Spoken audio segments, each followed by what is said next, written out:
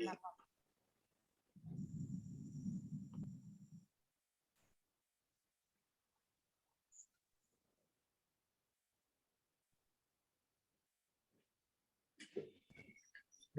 teman-teman, mari kita lanjutkan ya pelajaran kita yang sudah kita pelajari minggu lalu. Kita lanjutkan sekarang lagi ke bagian yang ketiga ya.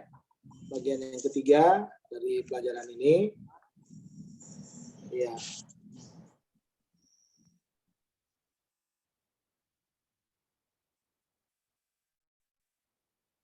Saya akan share bahannya.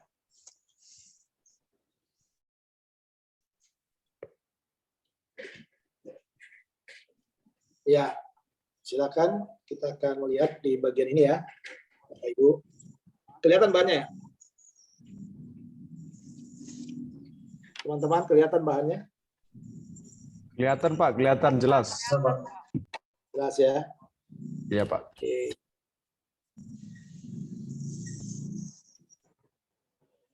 Baik, mari kita lihat sekarang. Bagian berikutnya ya. Kemarin kita sampai di masalah bagian yang ke-3, 4 sudah kayaknya. Nah, ini bagian ketiga ya. Panggilan sebagai pemimpin Kristen. Ya. Kita sudah sampai di sini. Ya, saya rasa ini ya sekarang ya. Bagian ini yang harus kita lihat bahwa panggilan ya sebagai pemimpin Kristen. Ini bagian yang ketiga. Saya rasa udah ya. Ini udah kayaknya yang otoritas sekarang. Kalau saya nggak salah ya. Ya, otoritas. Ya. Dasar-dasar etik juga udah. Ini dia. Jadi kita sampai di sini sekarang ya. Otoritas kepemimpinan Kristen ya, otoritasnya. Mari kita lihat sama-sama. Nah, ini pengertian otoritas. Ya, menurut Kamus Webster dikatakan mengartikan otoritas sebagai berikut. Otoritas itu adalah kuasa yang benar atau sah, hak untuk memberi perintah atau bertindak, yurisdiksi, ya. Lalu yang kedua dikatakan seorang dewan ya, atau komisi yang memiliki kuasa dalam satu bidang, ya. Lalu yang ketiga pemerintah atau mereka yang menjalankan kuasa atau perintah. Ini yang disebut dengan otoritas ya, otoritas. Jadi kuasa yang benar atau sah, seorang atau dewan komisi yang memiliki kuasa dalam satu bidang, lalu pemerintah ya, atau mereka yang menjalankan kuasa atau perintah. Nah, kalau kita lihat di sini dengan dukungan opini tindakan dikatakan ukuran-ukuran lainnya yakni perjanjian dikatakan ya, kesaksian, ya, suatu keputusan, suatu ketetapan keputusan terdahulu dalam suatu pengadilan, sebuah buku atau pengarangnya, pembenaran jaminan. Lalu kuasa karena dikatakan di sini ya, karena pendapat atau penghargaan, pengaruh karakter atau dikatakan tempat superioritas mental atau moral atau yang serupa itu. Ya. Nah, jadi kita lihat di sini otoritas dapat disimpulkan menjadi dua hal katanya. Yang pertama, hak atau wewenang menjalankan suatu kuasa atau otoritas. Yang kedua, tindakan dalam menjalankan kekuasaan. Dengan kata lain, tidak ada otoritas bila kekuasaan tidak didelegasikan untuk mendukungnya. Ya. Dan tidak ada otoritas pula bila hak itu tidak digunakan. Jadi lihat di sini ya, tindakan dalam menjalankan kekuasaan. Jadi pemimpin itu dia harus punya otoritas seperti ini. Ya, dengan kata lain dikatakan tidak ada otoritas bila kekuasaan tidak didelegasikan untuk mendukungnya, dan tidak ada otoritas pula bila hak itu tidak digunakan. Ya. Nah, sekarang kita lihat nih macam-macam otoritas atau kuasa kepemimpinan. Ya. Yang pertama yang dikatakan kuasa reward power ya. Ya, jadi kekuasaan yang berasal dari kemampuan seorang pemimpin untuk memberikan penghargaan yang merupakan sesuatu yang berarti dan dibutuhkan kepada mereka yang membutuhkannya. Nah, ini sekali lagi ya, kekuasaan yang berasal dari kemampuan seorang pemimpin untuk memberikan penghargaan. Makanya dibilang reward power. Jadi kita memberi penghargaan ya. Atau yang dikatakan lagi, kekuasaan ini berkaitan dengan kemampuan seorang pemimpin untuk mempengaruhi bawahan dengan memberikan ganjaran atas perilaku mereka yang positif atau sesuai kehendak pemimpin. Sebagai contoh, kuasa menaikkan jabatan, menaikkan gaji, memberi penghargaan, dan sebagainya. Ini yang dibilang reward power. Ya, reward power ya. Jadi pemimpin Kristen itu harus ada. Ya, harus sebagai pemimpin kita harus berani memberi apa? Memberi reward power kepada orang-orang yang kita pimpin. Nah, lalu yang berikutnya adalah kuasa dari seorang pemimpin untuk memberikan ancaman. Ya, ini ya, jadi ancaman atau hukuman kepada mereka yang tidak patuh terhadap apa yang dikehendakinya. Nah, ini dia ya. Nah, di sini pemimpin memberikan sanksi lunak dan juga memaksa atau berat atas tindakan yang tidak sesuai kehendaknya atau peraturan, ditegur, diturunkan dari jabatan, dipecat, bahkan dipenjara. Ya, ini kesaksian yang berkaitan dengan kuasa yang berkaitan dengan semacam ancaman ya, ancaman yang diberikan ya oleh pemimpin. Oke. Nah, kuasa ini yang nama lainnya adalah, ini kok kepotong ya. Coba saya cari yang ini ya. Jadi nggak kelihatan itu ya. Sebentar Bapak Ibu. Coba kita lihat di sini saja.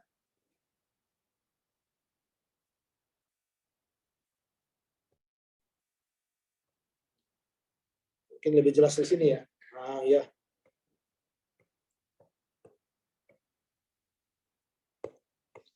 Oke.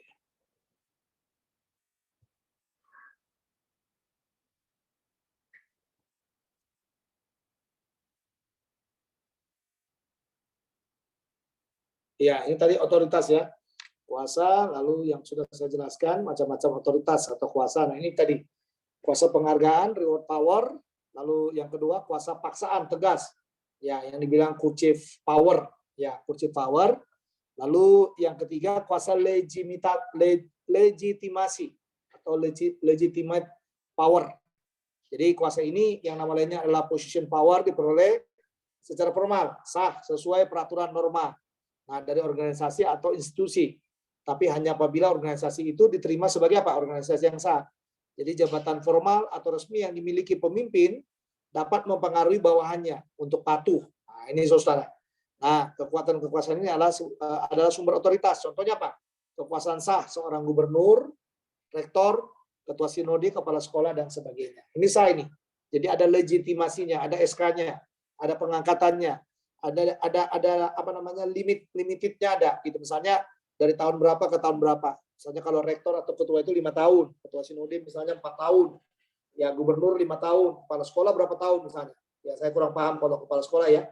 Nah, tapi dari dalam bagian ini bisa kita lihat bahwa inilah yang dikatakan kuasa legitimasi itu, legitimate power. Ya, jadi dia dia memimpin karena ada SK. Nah, itu dia. Ada legitimate-nya, ada legitimasinya ya. Nah, lalu yang berikutnya adalah yang disebut lagi dengan yang keempat adalah kuasa referen power.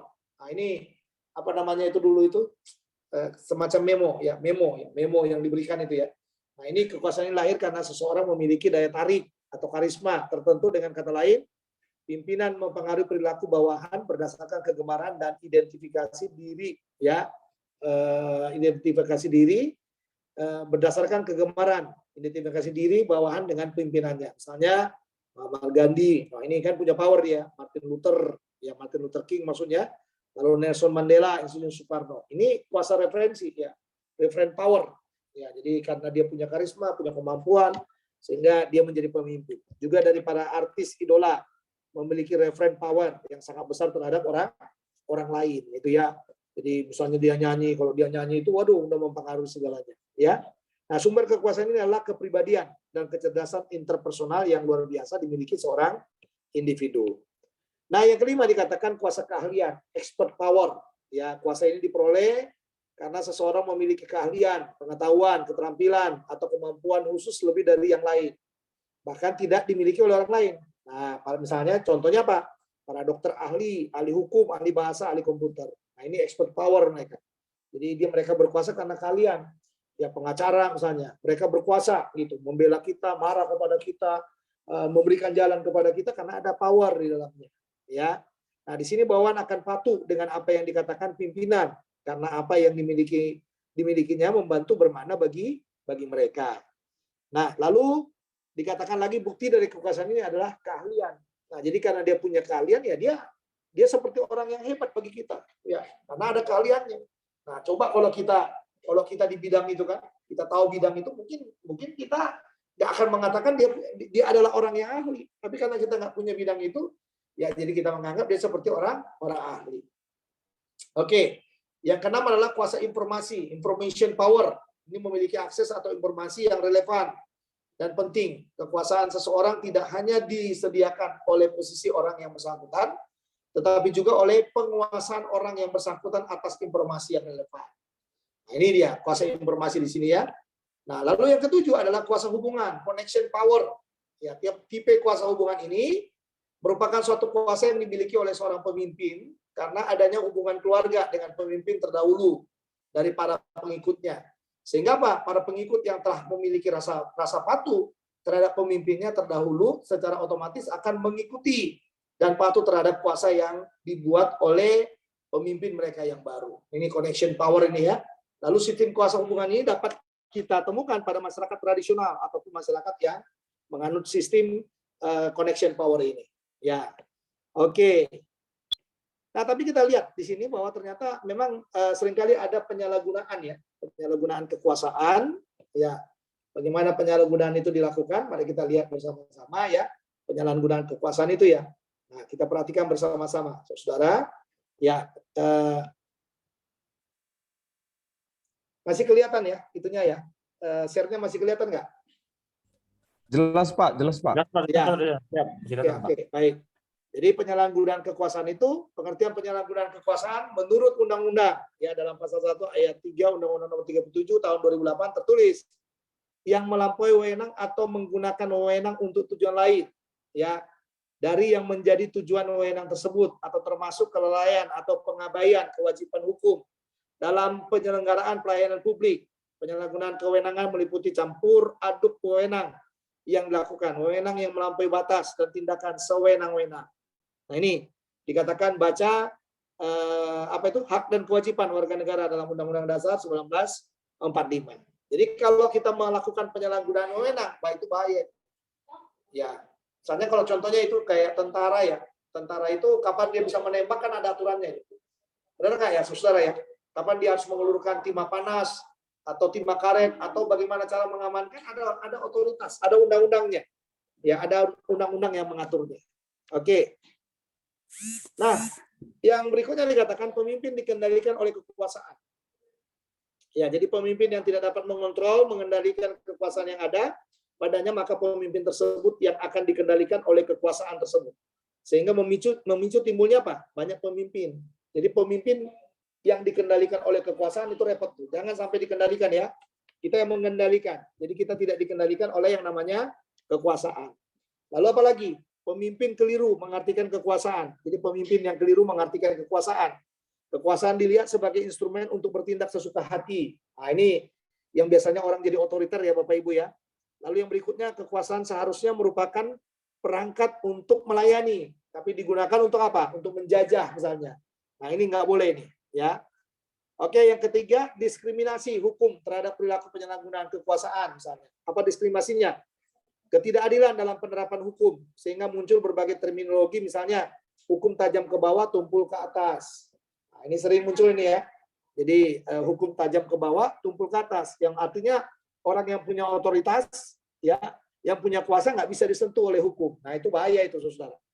Artinya apa? Uang pengaruh ya, pengaruh bisa membeli hukum misalnya. Nah, itu bahaya sekali kalau sampai uang sudah bisa membeli hukum. Nah, yang keempat, kebijakan publik hanya dilihat sebagai suatu kesalahan prosedural. Ya, memandang kebijakan publik sebagai suatu kesalahan prosedural, akan tetapi bila tujuannya untuk keuntungan kelompok tertentu atau pribadi dan merugikan negara, maka termasuk dalam tindak pidana. Ya, tindak pidana ini ya, saudara ya, tindak pidana. Oke, lalu cacat moral. Nah, ini maksudnya adalah seorang yang diberikan kekuasaan atau jabatan tinggi namun memiliki moral dan mental pencuri. Nah, ini misalnya apa? Tidak dapat mengemban amanah dan menjalankan tugas sesuai wewenangnya. Nah, ini banyak sekali ya kita ketemu dengan yang seperti ini. Ya, jadi dia melanggar amanah. Nah, kalau dalam apa? Pegawai negeri, TNI, Polri itu ada istilah yang dikatakan apa? Dia itu melanggar sumpah janji jabatan misalnya. Ya, ini dia. Jadi cacat moral, ada cacat moral, ada yang dilanggar. Ya kan? Kalau pendeta bukan hanya itu, bukan hanya persoalan cacat moral saja, tapi pendeta itu biasanya kalau satu cacat itu merusak semuanya, nggak peduli gitu ya, nggak peduli biasanya. Nah, tuntutan ekonomi, misalnya tuntutan ekonomi, utang politik, gaya hidup mewah, hedonisme, dan materialisme. Lalu ada kebutuhan keluarga. Nah, ini yang menyebabkannya. Lalu yang ketujuh apa? Pengawasan yang lemah. Kurangnya pengawasan dari atas dan pihak-pihak terkait katanya. Misalnya dalam pengawasan anggaran. Jadi ini memungkinkan terjadinya apa? Penyelewengan oleh pejabat atau pemimpin yang akan menjadikan masyarakat menjadi penyebab terciptanya masyarakat majemuk dan multikultural. Nah, ini dia. Ini yang sering terjadi ya, saudara ya. Nah, ini jenis kepatuhan. Ya, bawahan kepada kuasa pemimpin. Nah, ini jenis kepatuhannya ya. Apa saja? Yang pertama takut. Ya, banyak ya. Bawahan itu yang takut sama pemimpin. Ya, jadi para bawahan patuh karena takut. Mereka takut pada konsekuensi yang akan menimpa mereka apabila tidak mengerjakan apa yang harus mereka lakukan. Nah, kelemahan dari sikap patuh seperti ini apa? Jadi munafik. Ya, mereka hanya menunjukkan kesetiaan yang sekedar apa? Basa-basi pada awal. Ya, jadi kalau kita datang, iya Pak, terima kasih, Bapak bagus hari ini, terima kasih gitu. Padahal sebenarnya dia munafik sama kita. Nah, tapi bisa juga apa? Inkonsisten. Jadi mereka tidak berkomitmen untuk secara konsisten mematuhinya. Jika tidak ada yang mengawasi atau apabila ancaman sudah tidak ada lagi. Inkonsisten namanya. Ya, lalu yang berikutnya apa? Sabotase. Ya, jika merasa diperlukan tidak adil, dipermalukan dan sebagainya, maka mereka bisa berubah katanya. Ya, bisa berubah untuk membuat masalah.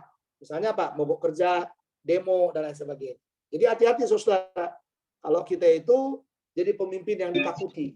Ya, jadi jangan senang jadi pemimpin yang ditakuti. Oh, ya. Nah, lalu ada lagi yang berikutnya, pemimpin yang mencari keuntungan ya. Bawaan mematuhi pemimpin karena alasan keuntungan yang diperoleh apabila mereka patuh. Bawaan lebih mementingkan keuntungan atau manfaat bagi diri sendiri, bekerja tidak maksimal.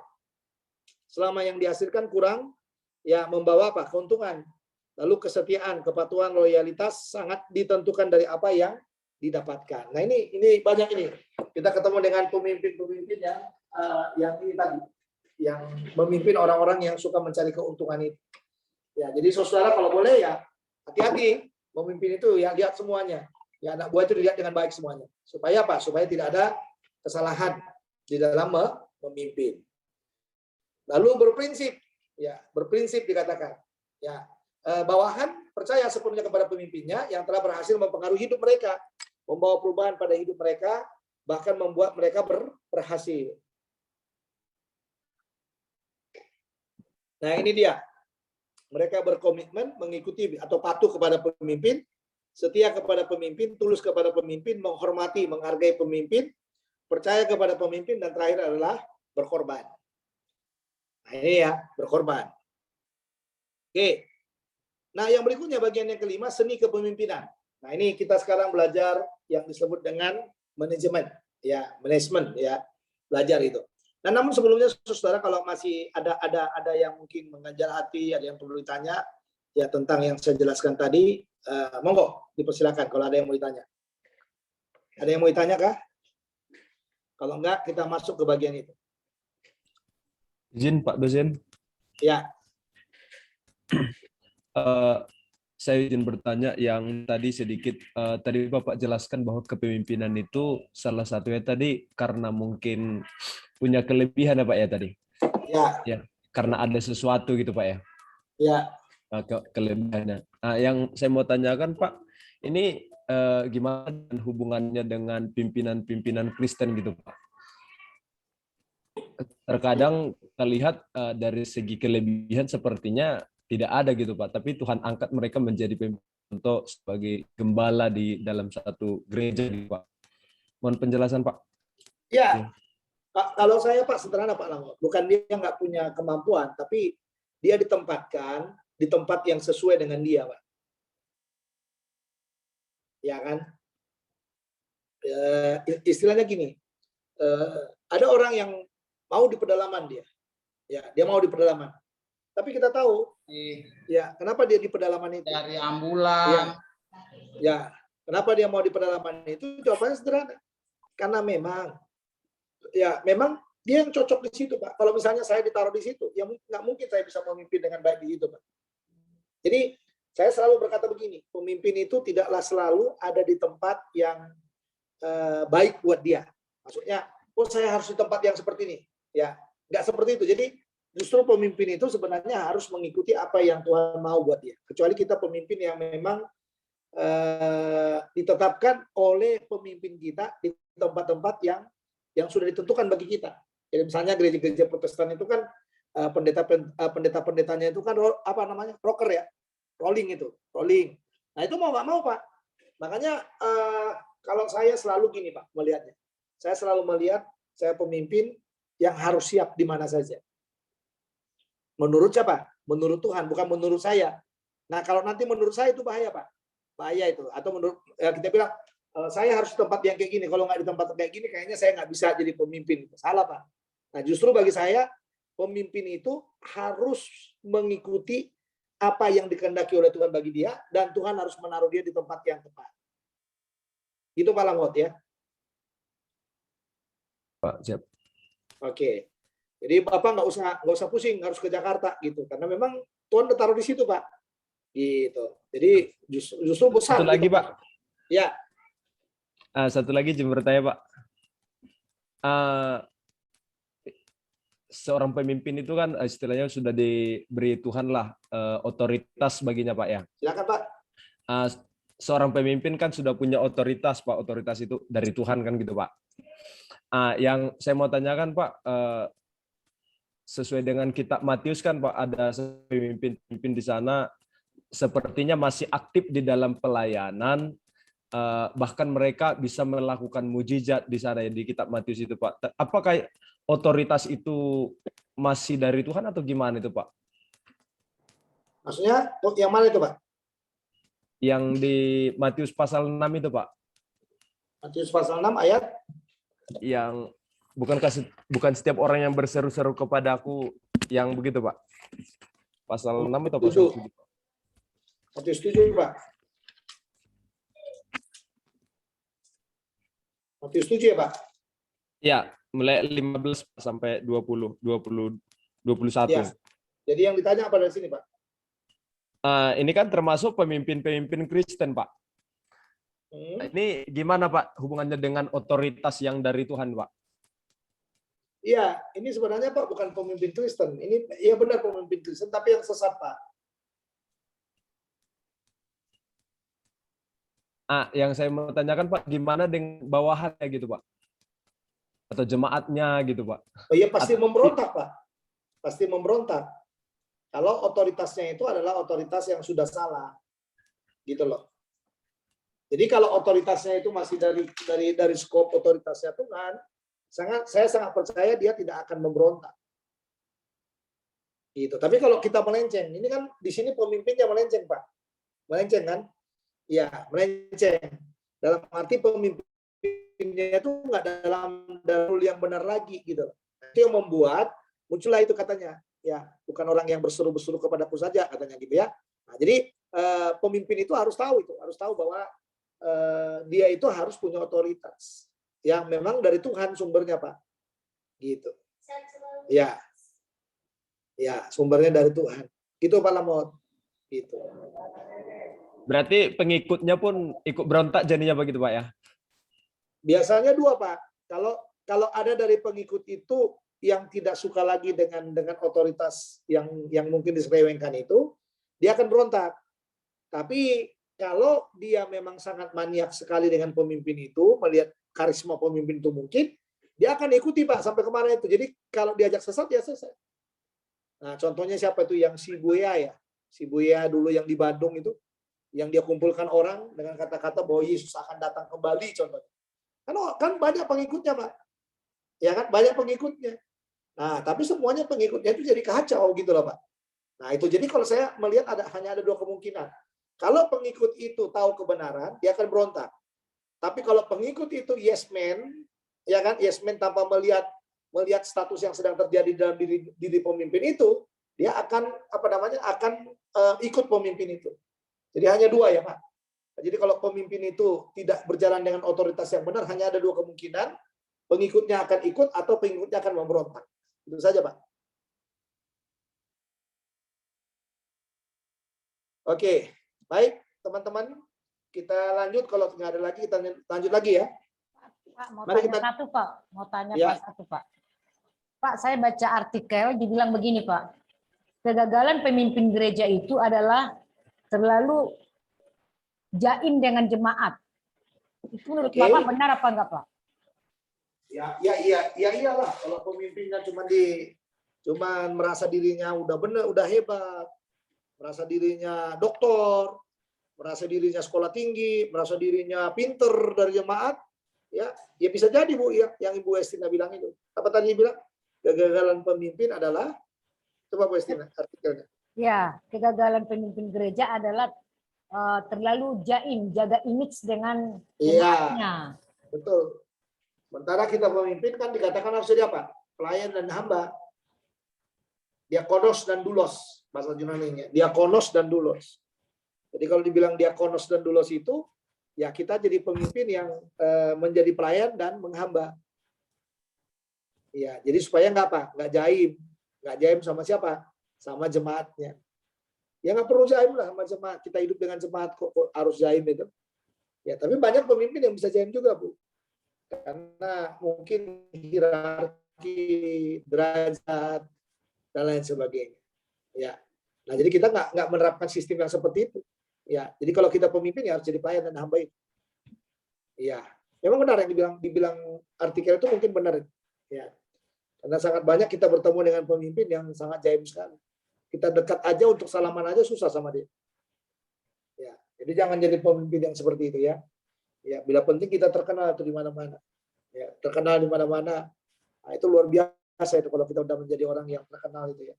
Terkenal bukan karena kehebatan kita, tapi terkenal karena kita itu pemimpin yang pelayan dan hamba. Iya. Terima kasih Pak. Iya.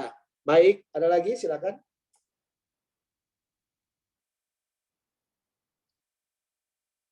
Oke, kalau sudah tidak ada, mari kita lihat lagi bagian yang tadi ya, yang manajemen tadi yang saya bilang.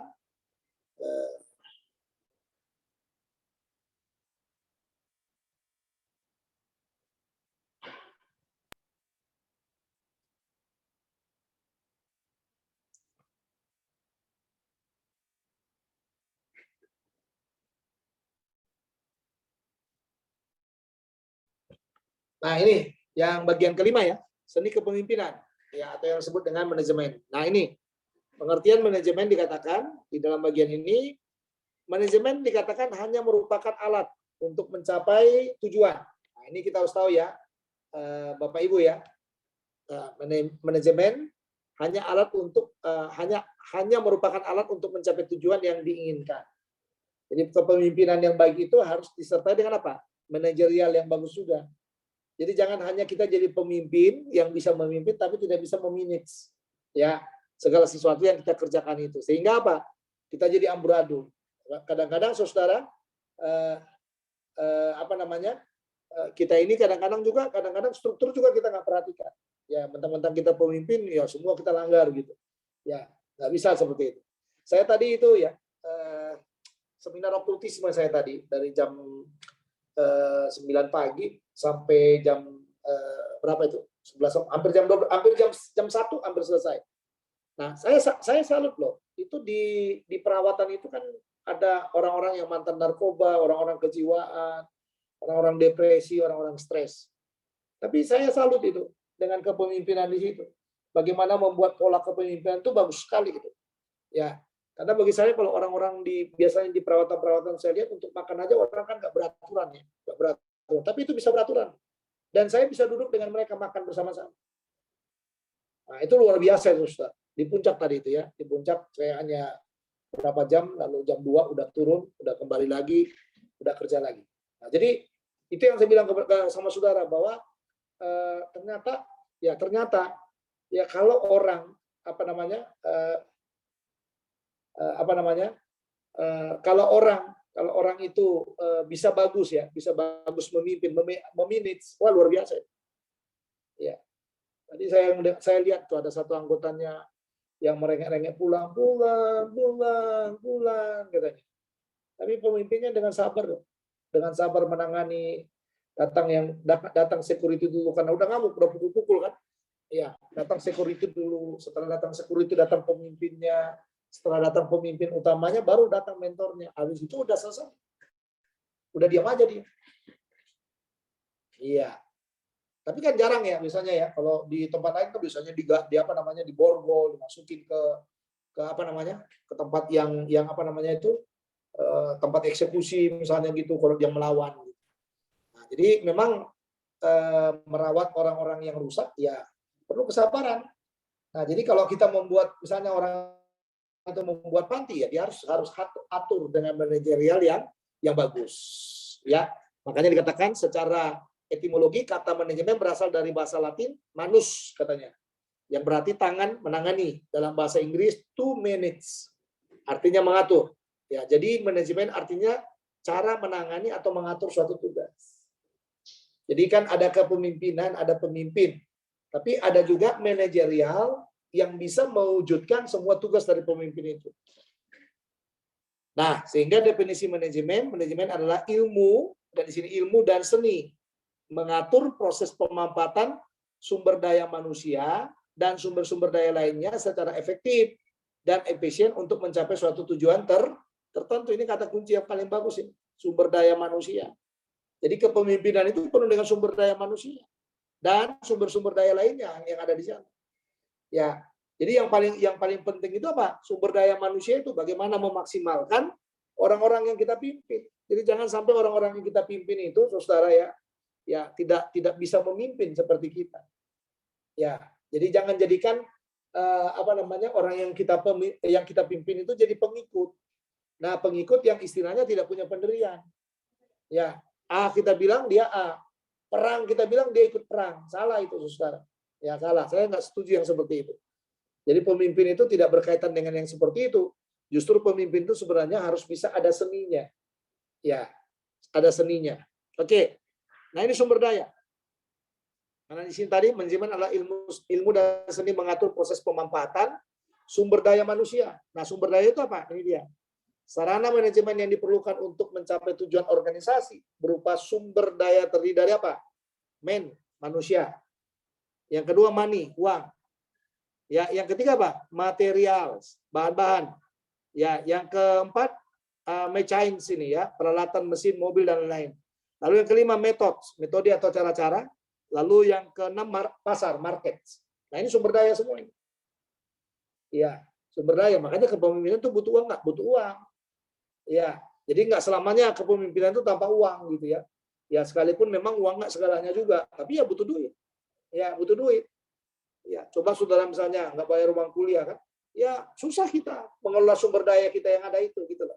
Nah, makanya segala sesuatu itu harus berjalan sesuai dengan ketentuan yang sudah dibuat.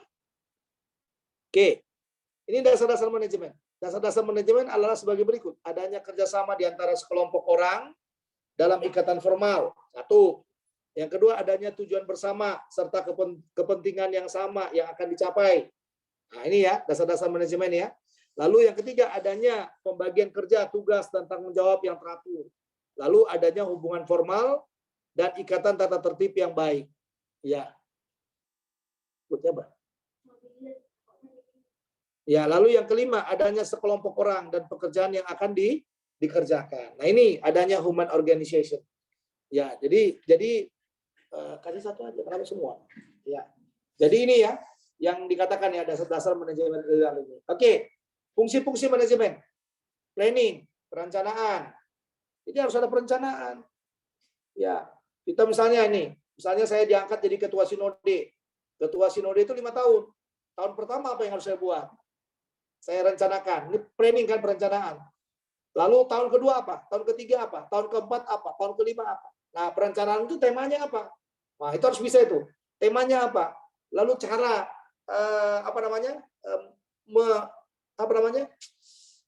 menurunkan tema itu supaya tema itu menjadi tema yang bisa dilihat setiap minggu, setiap bulan, setiap tahun gitu misalnya. Nah, ini planning. Iya, planning. Misalnya gereja-gereja lokal, berapa nyumbang ke sinode misalnya gitu. Nah, itu manajerial semua. Ya, karena kan sinode itu kan nggak bakalan bisa hidup kalau nggak gereja lokal itu tidak memberi tuh. Iya, kecuali gereja-gereja gereja-gereja kontemporer sekarang, gereja-gereja modern sekarang, mungkin sinode nggak peduli itu dengan sumbangan-sumbangan jemaat di bawah itu. Tapi ya tetap aja, karena semuanya kan kalau yang gereja sekarang kan dibilang bayar per puluhan contohnya. Ya, pendeta harus bayar per puluhan, gereja harus bayar per puluhan, jemaat harus bayar per puluhan. Nah, itu dia. Nah, itu jadi planning, perencanaan. Ini fungsi-fungsi manajemen itu ya, supaya kita bisa membuat planning. Jadi perencanaan adalah proses penentuan dan pemilihan tujuan terlebih dahulu, serta merumuskan tindakan-tindakan atau tugas-tugas yang dianggap perlu untuk apa? Mencapainya. Yang kedua dikatakan, proses ini merupakan kegiatan awal yang harus dilakukan oleh pimpinan. Oleh karena itu perencanaan harus dilakukan dengan baik, agar memungkinkan kegiatan-kegiatan berikutnya dapat berhasil dengan baik. Tuh, perencanaan. Pakai contoh ya. Kita membentuk panitia Natal contohnya. Panitia Natal. Natal apa? Natal di gereja, Natal di Natal RT, Natal RW dan lain sebagainya. Mungkin seperti itu. Nah, kita membuat harus ada langkah-langkahnya. Diatur, pilih pemimpinnya, pilih panitianya, sahkan panitianya. Setelah itu panitianya bekerja. Setelah itu apa lagi? Atur budgetnya berapa yang diperlukan. Lalu yang berikutnya bikin proposalnya. Ya dari mana-mana sumber dayanya. Nah, itu dia. Jadi semuanya bisa kelihatan dengan rapi, Saudara. Itu yang namanya planning. Tapi banyak sekali pemimpin itu nggak mau ya menerapkan fungsi-fungsi manajerialnya gitu loh.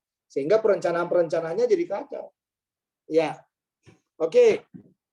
Rencana pada umumnya dibagi atas 3 tahapan waktu. Rencana jangka panjang, biasanya 1 tahun atau kurang. Yang kedua, rencana jangka menengah, lebih dari 1 tahun sampai dengan 5 tahun. Ya. Lalu rencana jangka panjang lebih dari 5 tahun.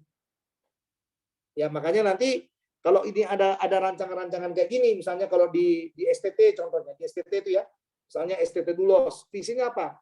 Menjadi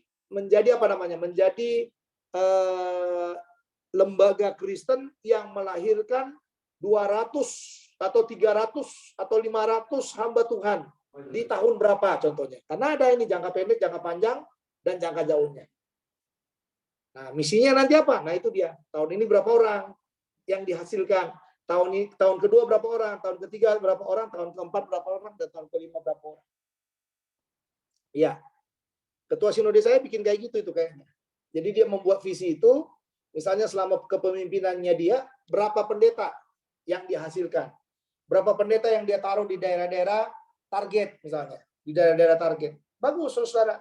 Karena ada sekolah teologinya kan, STT Kabar Baik gitu. Namanya kalau sinode kami punya STT Kabar Baik punyanya. STT-nya. Jadi mahasiswa-mahasiswa yang kuliah di sana ya benar-benar pure orang STT Kabar Baik. Gratis, nggak bayar uang kuliah semuanya, tapi ya harus mau jadi pendeta gereja Kabar Baik di pedalaman dia. Nah, itu diatur itu dengan baik. Luar biasa itu. Jadi memang ya kalau saya bilang ya, dia udah kuat sekarang. Ya. Jadi istilahnya kalau dia mau menciptakan SDM, siapa yang mau dia suruh maju jadi ketua sinode? Di luar kita ini, dia sendiri yang dia bentuk sendiri, dia bisa kuat di situ. Karena itu hasilnya dia. Dukungan dari dia gitu. Dukungan dari dia akan ngalir gitu. Mungkin bentar lagi orang-orang dia akan memimpin kali. Dan kita yang sudah tua, yang sudah lama itu akan tersingkir. Kenapa? Karena dia membuat regenerasi. Nah, itu dia. Oke, yang berikutnya perencanaan yang baik dikatakan. Perencanaan yang baik itu apa? Suatu perencanaan yang baik mempunyai ciri-ciri sebagai berikut. Yang pertama apa? Perencanaan harus memiliki tujuan. Batas waktu pelaksanaan, memiliki struktur, organisasi dari personil yang akan melaksanakan, dilengkapi dengan rincian tugas, wewenang dan tanggung jawab. Ini bagus nih. Iya. Lalu ditangani oleh orang yang cakap dan berpengalaman. Nah, ini perlu. ya perlulah perencanaan itu. Bila penting, saudara, kalau itu perencanaan keuangan, ya hadirkan orang yang bisa ngatur budgeting yang bagus, misalnya gitu. Kalau kita nggak sanggup ya, misalnya kita majelis nggak sanggup mengaturnya, hadirkan aja. Ya mungkin ada jemaat yang bisa, ya yang kerja gitu di bagian keuangan, itu bisa dilibatkan. Ya jadi nggak usah gengsi gitu, nggak usah gengsi melibatkan orang lain. Lalu apa lagi? Yang ketiga itu perencanaan harus realistis dan ekonomis. Ya kan? Jangan juga gereja kita persembahannya cuma sebulan itu cuma 5 juta misalnya, tapi budgeting kita udah 25 juta setiap bulan. Nah, itu bakalan hancur kita itu, Saudara. Iya. Makanya itu yang dibilang di kitab Roma 12 itu ya. Janganlah melampaui pikiran apa yang harus kau pikiri. Orang beriman itu sebenarnya dia beriman bukan melampaui apa yang dia pikiri, tapi dia menembus yang tidak mungkin bagi dia. Itu orang beriman. Iya. Nah, lalu perencanaan harus realistis dan ekonomis ya tadi ya. Memiliki alternatif sederhana, fleksibel dan mudah dimengerti, itu perencanaan. Jadi jangan dibikin terlalu tinggi sekali sampai orang nggak bisa baca. Iya, itu dia. Saya nggak usah sebut nama, tapi baru-baru ini ya di tempat kami ada pergantian kepengurusan ya di organisasi PPSS gitu ya. Ya. Lalu pengurus lama memberi pertanggungjawaban. Nah, pertanggungjawabannya saya baca itu, udah baca keuangannya ya. Harus bisa kita pemimpin harus bisa baca ini benar apa enggak di laporan keuangan. Nah, lalu ada jumlah-jumlah yang dikeluarkan. Saya mengeluarkan yang kecil aja supaya dia nggak terlalu shock ya, nggak terlalu shock. Saya bilang ini ada pengeluaran 435, totalnya 870. Oke, anggota kan udah balikin nih. Seharusnya kan kalau akuntansi itu kan harus balance antara debit dan kredit. Ya. Lalu saya bilang, ini di mana baliknya? Kembalinya di mana gitu. Saya ikutin aja model yang dia buat kan. Saya ikutin. Di mana baliknya? Oh, yang ini yang 840 lah. 840 dengan 870 yang 30.000 di mana? Ngerti ya saudara ya? Seharusnya balance. Oh enggak, itu orangnya belum bayar katanya. Kalau orangnya belum bayar, taruh piutang. Nah ini kadang-kadang saudara, banyak orang tidak memahami itu. Jadi sehingga kadang-kadang laporan itu yang mulus-mulus saja kayak gitu. Padahal sebenarnya ada sesuatu yang harus dikoreksi. Bukan. Jadi gini, kalau kita mengkoreksi orang ya, bukan berarti kita benci sama orang. Jangan dianggap itu. Kadang-kadang kan kalau kita mengkoreksi, misalnya mengkoreksi bendahara di gereja, kita dianggap seolah-olah curiga kan. Nah itu jeleknya.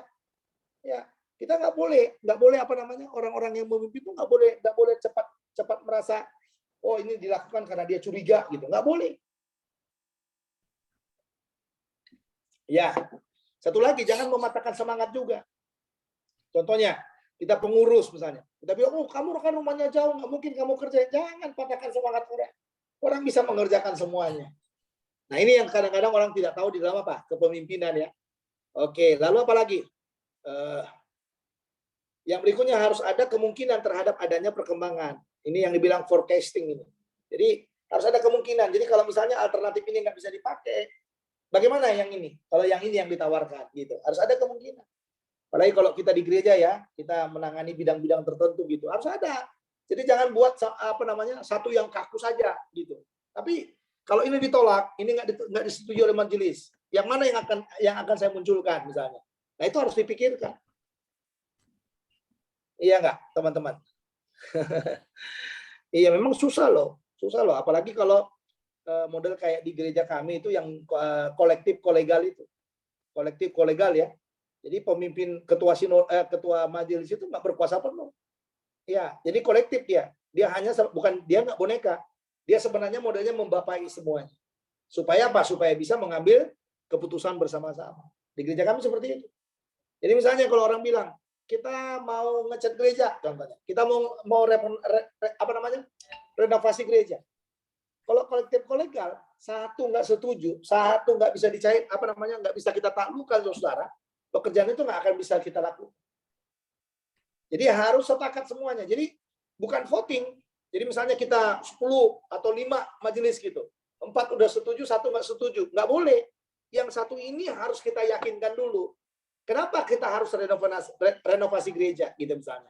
Dia punya pendapat. Kenapa dia bilang enggak gitu?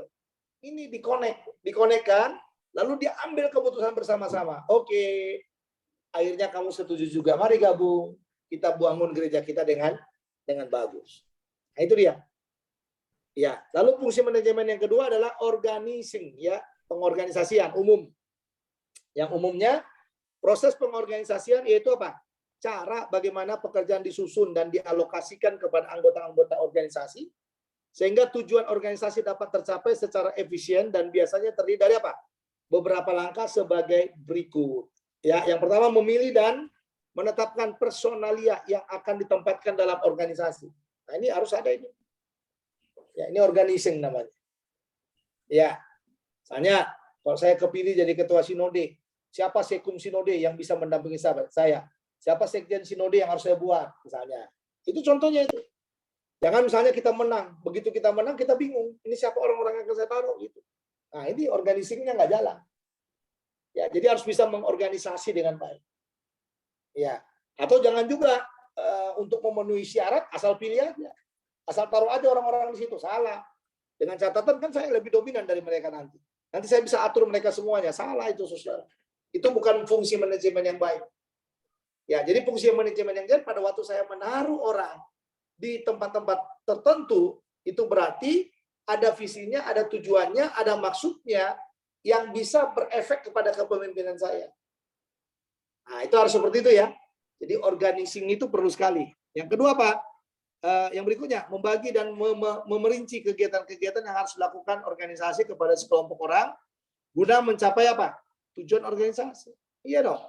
Jangan satu orang aja yang disuruh. Makanya yang ketiga penting, menetapkan job description pada setiap anggota organisasi. Ya, jangan satu orang aja mentang-mentang dia bisa semua, satu orang kita suruh. Ya, kita suruh ngetik, kita suruh bersihin kamar mandi, kita suruh kemana-mana gitu. Wah, nanti dia lama-kelamaan, kok cuman saya aja sih, kayak nggak ada orang lain, katanya gitu. Padahal memang karena job desk-nya nggak jalan. Ya, nah biasanya ada orang loh dalam kepemimpinan itu yang suka mencampuri semuanya, ya bidang-bidang tertentu. Jadi dia seperti ketua gitu loh. Ya, saya kadang-kadang kalau saya jadi ketua majelis itu saya nggak mau campur di bidang-bidang orang. Saya hanya memberi nasihat saja. Ini kayaknya nggak pas nih, ini nggak cocok nih. Gimana nih cara mengembangkannya gimana? Apa yang harus dibuat di sini? Nah itu dia contohnya. Makanya job desk-nya harus jalan. Lalu apa? Memadukan antara sumber daya manusia dengan perangkat keras yang ada pada organisasi termasuk apa? Mekanisme untuk mengkoordinasikan kegiatan anggota organisasi. Nah, ini dia. Lalu apa lagi? Memonitor kegiatan anggota-anggota organisasi untuk menguji apakah bagian-bagian organisasi berjalan efektif dan efisien. Nah, ini penting loh, saudara. Ya, inilah pentingnya apa? Rapat harian. Ya toh, kalau mau penting rapat harian ya rapat harian. Setiap hari ada loh perusahaan itu yang model kepemimpinan seperti itu. Jadi pagi dia suruh kerja, ya sore dia kumpulkan lagi semuanya, dia evaluasi sama dia. Udah mencapai target nggak? Gitu. Ada yang seperti itu. Tapi ada juga yang modelnya sebulan sekali, 3 bulan sekali, ya setahun sekali. Yang penting itu jangan sampai nggak dilakukan aja evaluasi. Jadi kita penting membuat mengevaluasi apa yang sudah kita kerjakan. Jadi nggak usah kita jadi pemimpin gengsi ya. Kalau misalnya kita gagal, belum tercapai, dan lain sebagainya, lalu kita bilang, aduh gagal nih hari ini. Enggak, kita nggak gagal. Kita sudah masuk dalam menjalankan tugas itu. Nah, itu dia. Oke, yang berikutnya apa? Mengadakan tindakan koreksi. Ya, dan penyesuaian untuk mempertahankan atau meningkatkan efektif atau efisien. Ini tadi koreksi. Ya, jadi harus ada koreksi. Jangan sampai nggak dikoreksi, saudara. Ya. Lalu yang berikutnya, struktur organisasi. Pada hakikatnya organisasi sering diartikan sebagai kelompok orang yang secara bersama-sama ingin mencapai satu tujuan yang sama. Struktur atau susunan organisasi merupakan suatu alat untuk mencapai tujuan yang telah ditetapkan. Ya, tidak ada satupun desain struktur tertentu yang dapat digunakan pada semua organisasi di segala tempat dan waktu. Nah, makanya dikatakan suatu desain struktur organisasi pada umumnya akan menggambarkan 7 aspek. Sebagai berikut. Yang pertama pembagian kerja, makanya ada struktur. Ya, supaya ada pembagian kerja. Lalu tipe pekerjaan yang dilakukan. Lalu yang ketiga apa? Pengelompokan sebagian pekerjaan, pimpinan dan yang dipimpin, garis komando dan pertanggungjawaban. rentang kendali. Ini yang dibilang span of control, yaitu jumlah bawahan langsung yang bertanggung jawab pada seorang manajer tertentu. Lalu tingkat manajerialnya, manajemennya. Nah, ini yang sering saudara yang sering terjadi ya. Bagan struktur organisasi yang pertama bentuk piramidal. Pemimpin semuanya ke bawah. Saya lihat ya, ini sering terjadi ini. Dan ini yang paling banyak dipakai orang kan. Pakai orang. Jadi ada pemimpin lagi di sini. Ini bidang apa. Ya, seperti itu dia. Nah, lalu di bawahnya lagi, ya setelah bidang apa? Ini mungkin setelah bidang apa lagi? Apa lagi nih? Seksi mungkin, seksi ini. Iya.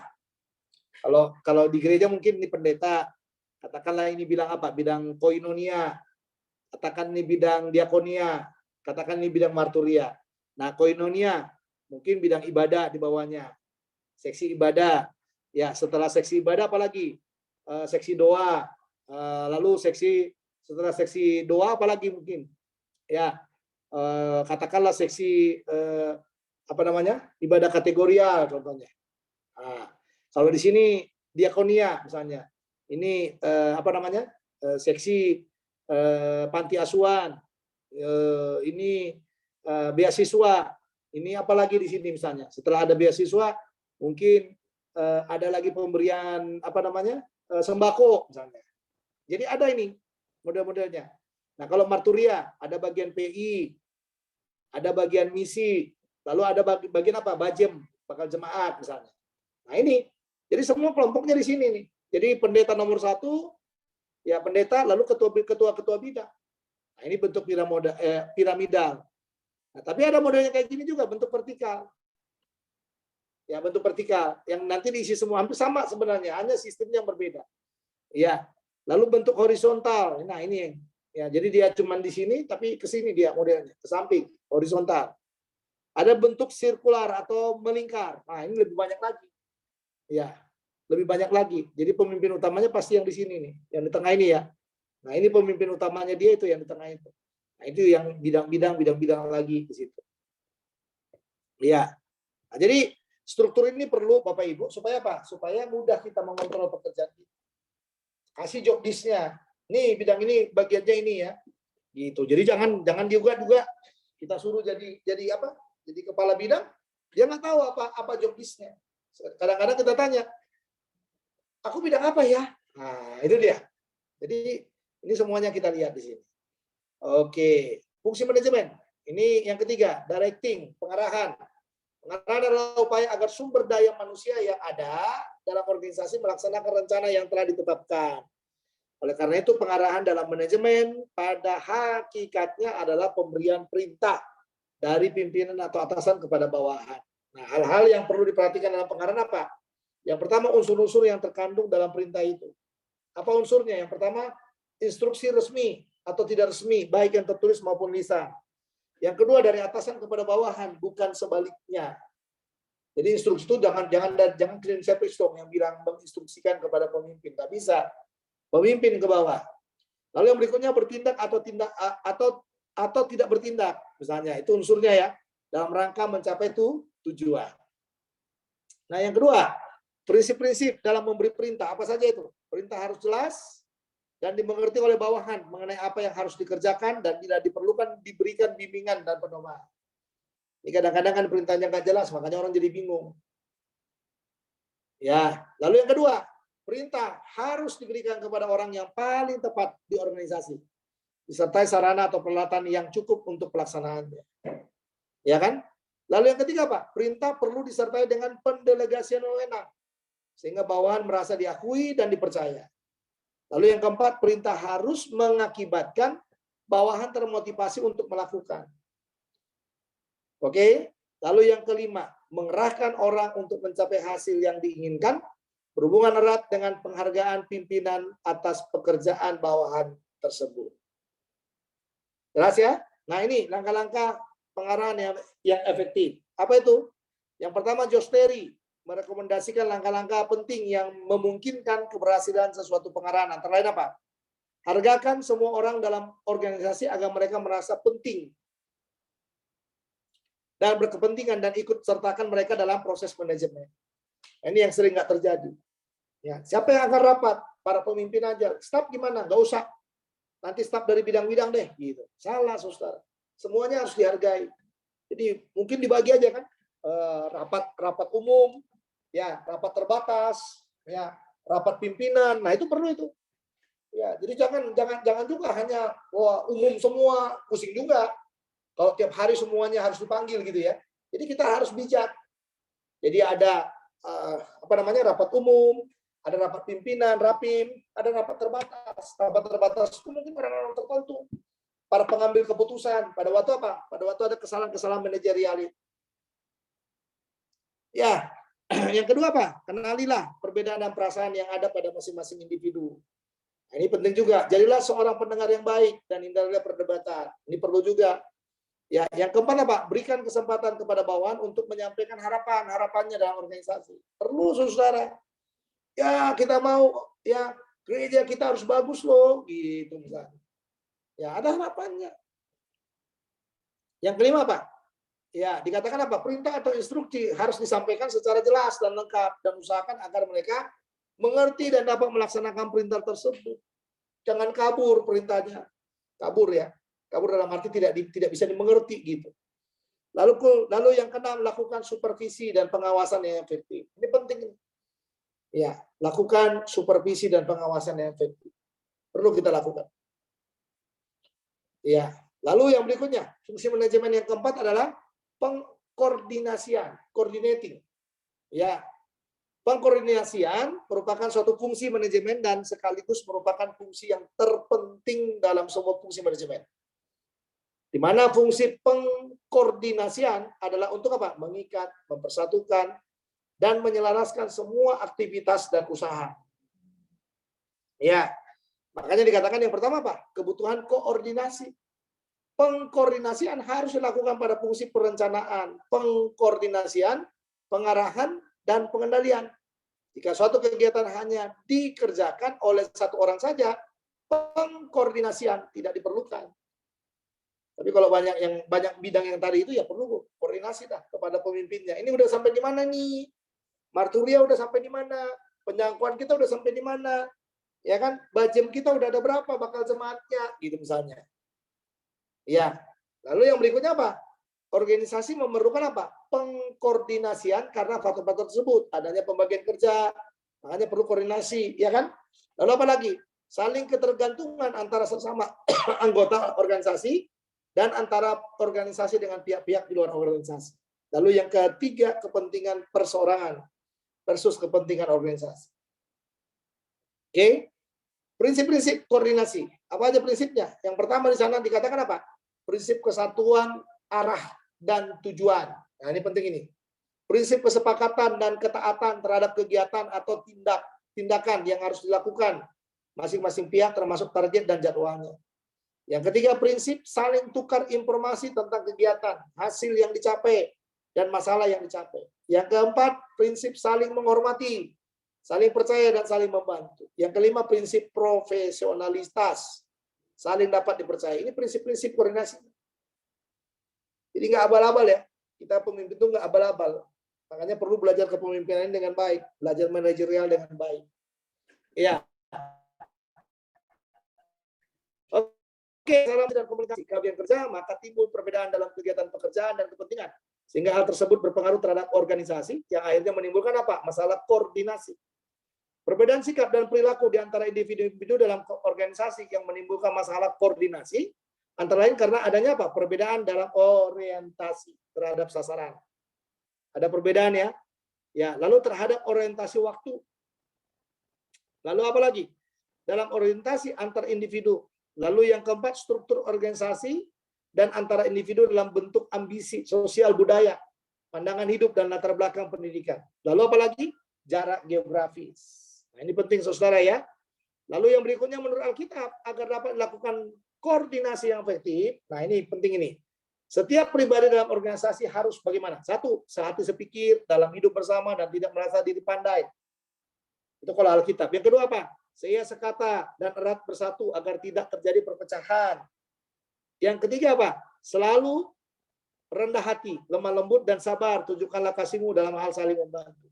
satu tubuh dan saling menasihati dalam Kristus. Ini kalau koordinasi dia dalam Alkitab harus bisa melahirkan. Jadi kalau waktu kita bertanya pekerjaannya orang nggak tersinggung. Karena apa? Karena kita lemah lembut bertanyanya. Oke. Lalu fungsi manajemen yang kelima, controlling, pengendalian. Pengendalian controlling adalah satu proses untuk menetapkan pekerjaan yang sudah dilaksanakan, menilainya dan bila diperlukan dikoreksi. Nah, ini namanya controlling. Jadi bukan dilihat saja. Sama dengan laporan keuangan tadi kan, controlling ya agar pelaksanaan pekerjaan sesuai dengan rencana semula. Ya, apalagi ini controlling ini, waduh, tidak hanya keuangan, pencapaian juga harus dikontrol, ya. Nah, berdasarkan definisi di atas, fungsi pengendalian meliputi kegiatan apa? Melaporkan hasil kerja atau kegiatan, perlu.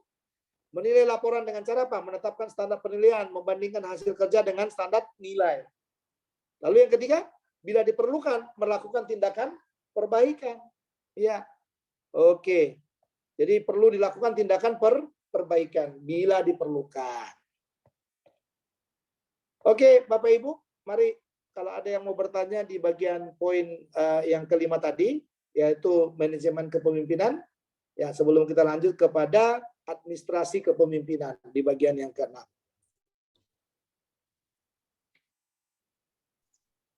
Oke, silakan kalau mau bertanya. Monggo. Shalom, Pak. Ya. Ya, saya ingin menanyakan tentang kepemimpinan saat ini. Puji Tuhan, di gereja kami, saya terlibat sebagai pengurus kaum muda remaja. Artinya bahwa secara tidak langsung saya juga sebagai seorang pemimpin, membina bahkan membimbing rekan-rekan kaum muda remaja saat ini. Namun banyak hal yang saat ini kami pengurus hadapi atau banyak hal yang terjadi dengan usia yang dibilang mereka usia yang labil. Kadang kita sudah membimbing mereka, menasihati mereka, tetapi ada juga yang tidak merasa nyaman. Kadang kita tegur, mereka tidak terima. Kadang kita berkunjung, mereka juga tidak merasa nyaman. Dan juga kadang kita udah berkunjung, tetapi mereka juga belum tergerak hatinya. Artinya bahwa secara pemimpin saya sudah memimpin yang baik. Jadi tidak secara langsung saya harus tegas atau menunjukkan kalau saya TNI, tidak. Tetapi saya menunjukkan mereka bagaimana cara menunjukkan kasih dan merangkul mereka untuk hidup melayani bahkan bersekutu dengan Tuhan. Nah, bagaimana dengan usia yang mereka saat ini, Pak Pendeta? Saya menempatkan posisi atau strategi yang tepat untuk menghadapi mereka, sehingga mereka tergerak hati mereka untuk bisa bersekutu di dalam Tuhan. Itu aja, Pak. Terima kasih. Oke, ini nggak datang ibadah ya, Pak ya? Gimana, Pak Pendeta? Ini pertanyaannya untuk mereka yang nggak datang ibadah atau gimana, Pak? Iya, usia muda, kalau kita sudah tegur, tapi mereka juga tegur dengan kasih, tapi mereka juga tidak merasa nyaman. Kadang kita udah berkunjung ke rumahnya, tapi mereka juga tidak merasa nyaman gitu, Pak. Oke, jadi disinilah seni memimpin ya, seni memimpin. Kalau saya selalu membuat istilah pendampingan, Pak. Ya, pendampingan. Jadi pendampingan itu mungkin nggak nyaman waktu dia datang ke rumah kita. Ya, kita ganti dulu. Apa salahnya kalau mungkin nggak nyaman juga kalau kita tegur belak-belakan seperti itu, dia nggak nyaman mungkin, ya kan? Paling baik bagaimana?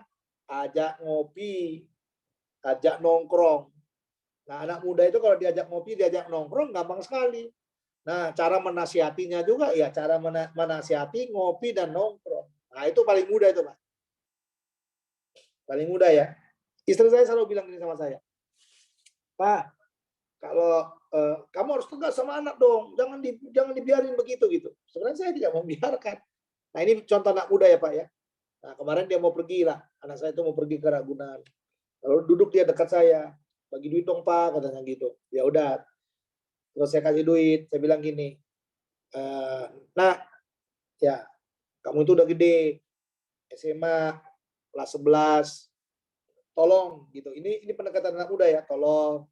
Kalau boleh, jangan terlibat dengan rokok. Kalau boleh, jangan terlibat dengan miras. Kalau boleh, jangan juga terlibat dengan obat-obat terlarang. Dan yang paling penting saya bilang, kalau punya pacar, jangan sentuh sana, sentuh sini. Berpacaranlah dengan sopan dan baik. Ngerti maksudnya, saudara? Iya, iya, iya, iya, iya. Iya. Kalau kamu udah punya pacar, kasih tahu saya ya. Nah, itu pendekatan, Pak. Jadi istilahnya anak muda sekarang ini, generasi sekarang ini Pak, nggak bisa ditegur dengan kekerasan, dengan prinsip-prinsip kepemimpinan yang kuat. Kita merasa pemimpin yang harus menegur gitu nggak? Memang harus menegur, tapi punya seni. Ada seni menegur, Pak. Nah, itu dia. Ya, makanya kita pemimpin itu ya, makanya di mana-mana pemimpin itu harus naluri sosialnya harus tinggi, koceknya harus banyak, gitu ya, yang bisa dilakukan untuk itu, Pak. Ya, untuk itu pendekatan-pendekatan seperti itu. Ya, saya nggak mengatakan kita bagi-bagi duit dengan dia, enggak. Karena anak muda juga kalau dibagi duit nggak akan mau dia bagi terima duit kayak gitu. Tapi pada waktu kita nongkrong, waktu kita mengerti apa kesukaannya, lalu kita masuk ke situ kesukaannya itu dan ngobrol di dalam tempat yang dia suka itu. Nah, contohnya anak sekarang kan suka dengan game itu ya, game online contohnya. Ya kita belajar game online. Kamu tahu nggak yang ini nih? Ajarin gue dong, gitu. Itu kan bahasa sekarang, bahasa gaul sekarang ya. Ajarin gue dong, gitu. Nah, nanti lama-kelamaan kan dia makin percaya sama kita. Nah, setelah dia percaya itulah disitulah kita menasihati, disitulah kita mengarahkan supaya orang itu jadi baik. Ya kan? Kalau perkunjungan ke rumah, wah dia kan alergi juga Pak kalau dikunjungi ke rumah. Apaan sih? Wah datang-datangin ke rumah ini orang ini gitu. Dia akan alergi itu. Ya, jadi paling baik di mana? Ajak ke tempat di mana dia suka. Nongkrong di sana. Bila penting tanya, kalau kalian pada nongkrong di mana sih nongkrong? Ikutan dong saya dong. Aduh, masa saya nggak pernah diajak sih gitu misalnya. Gitu ya Pak Fernando ya. Oke. Silakan yang lain. Terima kasih, Kalau Pak. ada. Gimana Pak Fernando?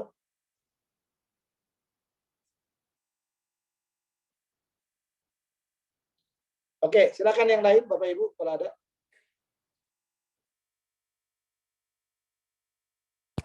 Shalom, Pak. Ya. Dengan siapa ini? Andre, Pak. Oh, Andre. Oh, oke, Pak Andre, silakan. Ya, Pak. Tadi saya tertarik melihat itu ternyata 3 fungsi gereja itu ada dibikin 3 departemen tersendiri, Pak ya. Departemen marturia, departemen diakonia, sama koinonia, Pak ya. Kalau saya membuat organisasi gereja yang paling sederhana itu, Pak. Gitu. Sekarang, jadi gini, Pak. Kalau misalnya, Pak ya, ada sebuah gereja gitu, Pak ya, yang mana pimpinannya membuat program. Programnya itu adalah satu jemaat harus membawa 1 jiwa. Gitu. Jadi kan seperti ada fungsi marturia di situ, Pak ya. Ya. Terus dasarnya juga amanat agung situ Matius 28 gitu, Pak. Cuma kalau dari segi etika gimana, Pak? Etis nggak, Pak? Kira-kira program seperti itu, Pak?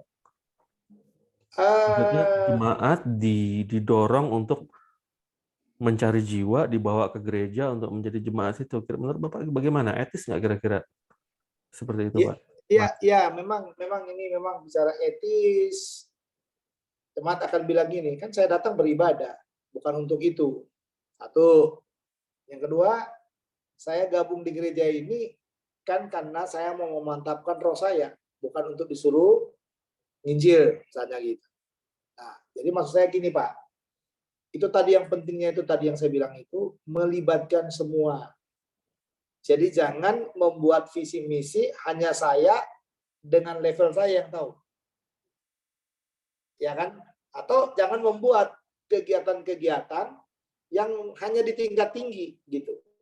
Yang lainnya tinggal diumumkan. Nggak semua orang siap, Pak. Gitu. Nah, jadi benar-benar kalau kita jadi pemimpin itu benar-benar harus berani turun ke bawah. Ajak ngobrol, ini loh. Ajak cari taruh prinsip-prinsip biblikannya. Kenapa harus kita nginjil, harus begini gitu. Jadi jangan langsung sebuah tulisan, sebuah pengumuman. Ya kan? Nah, itu tadi nggak etis kalau seperti itu, Pak. Gitu. Jadi satu-satunya itu tadi kalau di gereja itu harus bisa membahasakan, Pak. Membahasakan dengan rapi dan melibatkan banyak orang dalam program-program kita.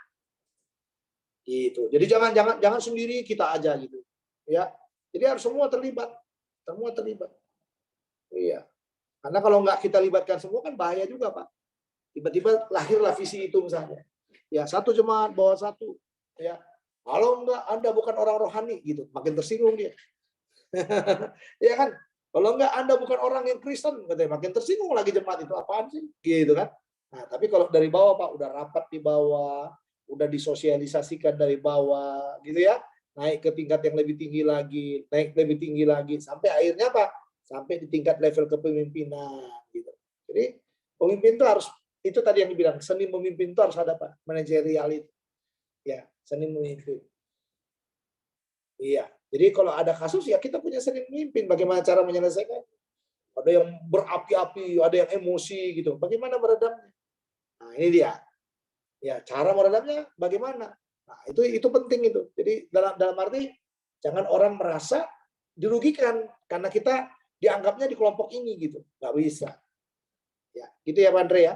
Jadi kalau saya bilang Pak, kalau dibilang langsung diumumkan nggak etis. Tapi kalau sudah disosialisasikan dengan baik, pasti jadi etis, Pak. Iya kan? Pasti jadi etis menurut saya. Tapi kalau kita sendiri aja, nggak etis pasti. Iya, ngapain kamu paksa-paksa saya? Kan kamu yang pendeta, cari aja jiwa sendiri, katanya gitu. Ya kan? Kan kamu yang membuat Tuhan, saya kan jemaat. Ngapain libat-libatin saya? Nah, kenapa? Karena dia nggak pernah tahu apa itu satu jemaat bawa satu itu apa, gitu.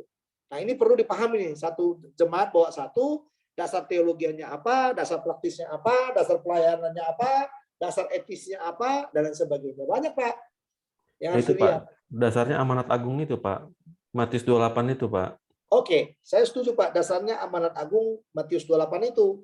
Nah, tapi kan dikatakan di sana kan baptislah mereka kan, pergilah jadi kalau semua bangsamu muridku. Oke, ini boleh dipegang Pak ayatnya. Tapi jemaat kan nggak ngerti Pak semuanya itu.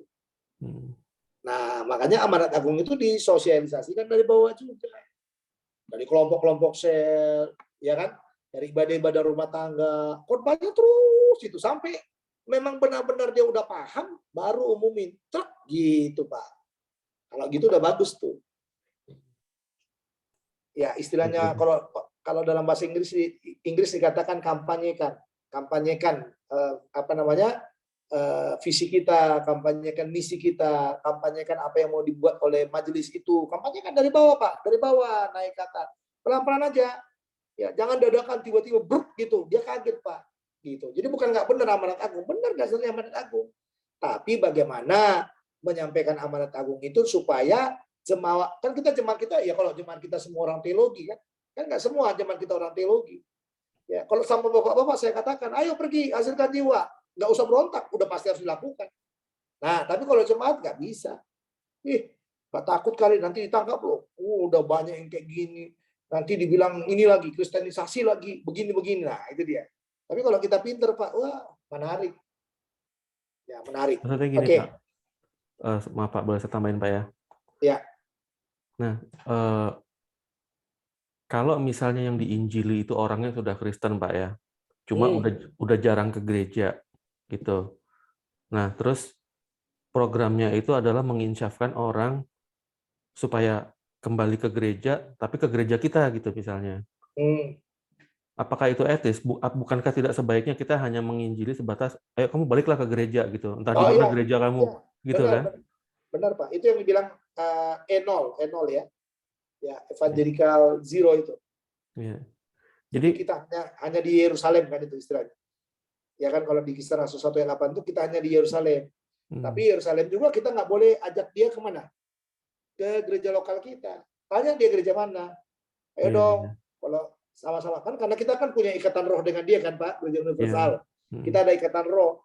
Jadi nggak etis kalau orang misalnya ini jemaat gereja Kabar Baik Indonesia ada 25 orang nggak datang ke gereja karena sakit hati sama gembala. Lalu kita datangin rame-rame supaya datang pindah ke gereja kita. Salah kita. Karena nanti dia jadi bumerang juga di gereja kita tuh Pak. Jadi masalah juga. Gitu.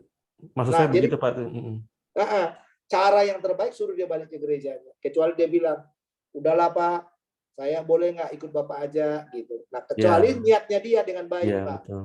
Gitu. Nah kalau kita juga, kalau kita di gereja Protestan tuh Kalau mau pindah ke kita malah kita bilang, minta aja surat pindahnya dari sana, gitu. Iya. Lebih radikal lagi kalau kita yang Protestan ya. Karena kita akan bilang, minta aja surat pindahnya supaya nanti terdaftar di sini dan kami bisa mengembalakan Anda dengan baik. Nah, kalau dia memang benar-benar niat, dia minta Pak surat pindah, nggak peduli dia. Gitu loh. Dan itu etis Pak, kalau di gereja Protestan itu etis. Kalau orang keluar dengan surat pindah. Yang nggak etis itu kalau orang pergi tanpa pemberitahuan, lalu ngecap lagi di sana, dibilang gereja ini nggak penuh Roh Kudus, di sana yang penuh Roh Kudus. Nah, itu lebih bahaya lagi. Iya. Gitu ya, Pak Andre ya. Siap, Pak. Makasih, Pak. Oke, 5 minutes. Masih ada yang mau ditanya, silakan.